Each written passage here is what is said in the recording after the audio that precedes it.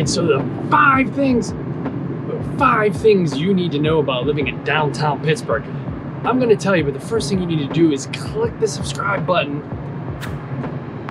hit the bell, make sure you check all notifications so you don't miss anything. All right, number one is breathtaking views coming out of the Fort Pitt tunnels onto the Fort Pitt Bridge. Now, most of the time when you come into Pittsburgh, you're gonna be coming from the airport, and that'll be your main entry point into the downtown core. So some of the amazing things about Pittsburgh are the breathtaking views on Mount Washington, the breathtaking bridges, and when the sun goes down at night, we have a variety of bridges on the Monongahela and the Allegheny, and even some of the across over the Ohio River. They all have lights on them, lights underneath them, shine up really beautiful. The city itself is beautiful with all different hues of lights, but for my money, and I have taken buyers relocating into the city of Pittsburgh. I have had people from the corporate office come to Pittsburgh. I've seen it online, I've seen it on social media. Every time they come through that tunnel, keep in mind, when you come in that tunnel, you come down a hill throughout 376, Interstate 376, it's just trees and more trees and some weeds, and you go into this tunnel, it looks like you're barely gonna fit 2 cars wide. Don't worry, everybody hits the brakes. And then you go in about a mile-long tunnel with lights flashing by, and as soon as you pop out, bam, the whole city of Pittsburgh presents itself to you.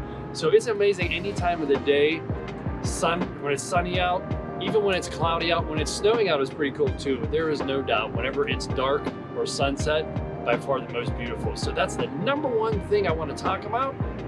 All right, the second thing I want you to know about downtown Pittsburgh is Point State Park.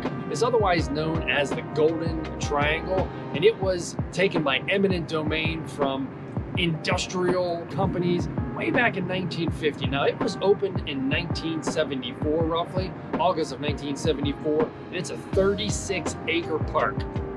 One of the cool things is there is still the outline and the remains of Fort Pitt and Fort Duquesne. You'll see that in the grass. It's really cool.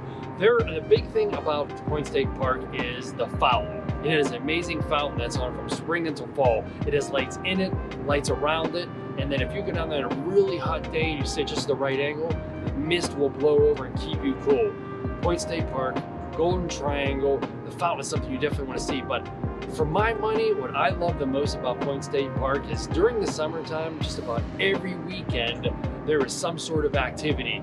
Arts Fest, Jazz Fest, different bands coming through. It's the end point, the congregation for after the Pittsburgh Marathon and Half Marathon. There's a variety of charity walks, 5Ks, 10Ks. There's even a sand sculpture. I think that's during the Art Fest you've got to check out every year. And one of the cool things that ties in with kind of the rivers and the water is the Pittsburgh Regatta. They always have food booths and all kind of other stuff set up whenever the regatta's going in the water. So Point State Park, the Golden Triangle, it is the confluence of where the Allegheny and the Monongahela River meet to actually make a river. It starts the Ohio, which flows all the way into the Mississippi. I mean, when was the last time you saw the start of a river? So cool, gotta check it out.